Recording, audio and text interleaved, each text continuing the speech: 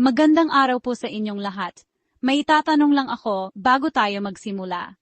Hanggang kailan mo tatawaging simpleng ubo ang isang ubo? Isang linggo? 2 linggo? O kahit isang buwan na, pero sinasa mo pa rin sa sarili mo na, wala to, lilipas din. Ang ikukuwento ko ngayon ay tungkol sa isang lalaki na araw-araw inuubo, at sa akala niya ay normal lang iyon hanggang sa huli, may isang salitang nagpabago ng lahat. Tuberculosis. Ang kwento ni Mario. Si Mario, 45 anyos. May asawa, may 2 anak. Masipag magtrabaho, tahimik lang sa buhay. Pero may isang bisyo, matagal na siyang naninigarilyo. Simula kabataan, hanggang ngayon, isang kaha sa isang araw. Kaya nang magsimula ang kanyang ubo, ang sabi niya lang, smoker ako, normal lang to. Ang ubong binabalewala. Araw-araw ang ubo, may plema, minsan makapal, minsan mabula. Pero wala siyang ginawang aksyon. Sanay na siya, sanay sa ubo, sanay sa pagod.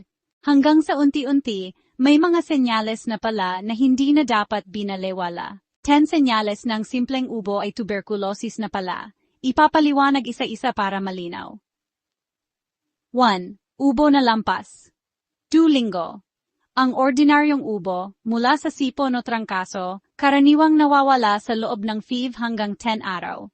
Pero kapag ang ubo ay tuloy-tuloy araw-araw lampas 2 linggo, hindi na ito normal.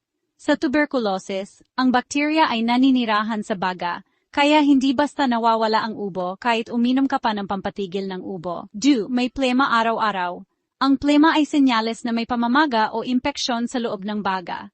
Sa tuberculosis, sinisira ng bakterya ang tissue ng baga, naglalabas ito ng plema bilang reaksyon ng katawan. Kapag araw-araw may plema, ibig sabihin may nangyayari na sa loob, hindi lang sa lalamunan. 3. May dugo ang plema. Kahit konting bahid lang, hindi ito dapat balewalain. Sa TB, nasusugatan ang maliliit na ugat sa baga kapag malala, pumuputok ang mga ito. Ito ay late warning sign. Ibig sabihin, matagal na ang impeksyon. 4. Pamamayat kahit kumakain. Sa TB, ang katawan ay patuloy na lumalaban sa impeksyon, kumukonsumo ng maraming enerhiya. Kaya kahit kumakain ka, pumapayat ka pa rin. Marami ang nagkakamali at iniisip na stress lang, pero ito ay senyales ng chronic infection. 5. Madaling mapagod at mahina ang katawan. Kapag may tuberculosis, laging pagod ang immune system, kulang ang oxygen dahil apektado ang baga. Kaya, konting lakad, hingalin konting trabaho, pagod agad. Hindi ito simpleng pagod, ito ay pagod dahil may sakit. 6. Pabalik-balik na lagnat. Ang tuberculosis fever ay hindi laging mataas.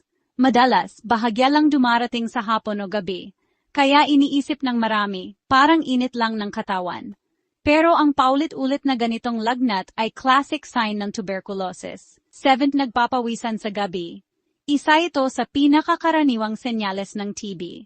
Gumigising ka na, basa ang damit, basa ang kumot. Ito ay dahil aktibo ang bakterya, patuloy ang immune response kahit natulog, hindi ito normal na pawis lang. Paninikip o pananakit ng dibdib. Kapag ang TB ay nakaapekto na sa lining ng baga o mismong baga, nakakaramdam ng kirot, paninikip, sakit kapag humihinga ng malalim. Ibig sabihin, malalim na ang impeksyon. 9. Lumalalang ubo sa madaling araw. Marami ang inuubo lalo, madaling araw kapag malamig. Sa tuberculosis, mahina na ang baga kaya mas ramdam ang iritasyon kapag tahimik ang katawan. May pinagmula ng impeksyon. Ang tuberculosis ay hindi namamana. Ito ay nalalanghap sa hangin. Nakukuha ito sa masisikip na bahay, kulob na lugar, jeep, bus, tren, pabrika, dormitoryo. Kapag may isang taong may TB na, umuubo, bumabahing, nagsasalita ng matagal. Kumakalat ang bakterya sa hangin. Paano nahulog sa tuberculosis si Mario? Si Mario ay matagal na naninigarilyo, mahina na ang baga, bumaba ang resistensya. Nalanghap niya ang TB bacteria. At dahil mahinang depensa ng katawan, naging active tuberculosis ito. Ang simpleng ubo, unti-unting naging sakit. Herbals, linaw na linaw. Ulitin natin para malinaw. Walang herbal na nakakapatay ng tuberculosis bacteria. Anti-tuberculosis medicine lang ang lunas. Pero bilang support, lagundi pampaluwag ng paghinga, luya kontra pamamaga, luyang dilaw pang support sa immune system. malunggay pampalakas ng katawan kasabay lang ng tamang gamutan.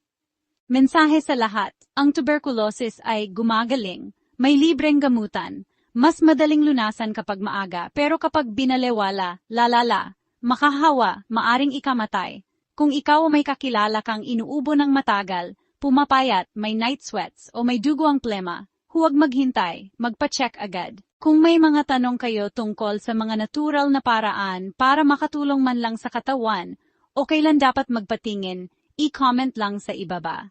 Maraming salamat sa panunood. Ingatan natin ang ating kalusugan. Hanggang sa susunod na video.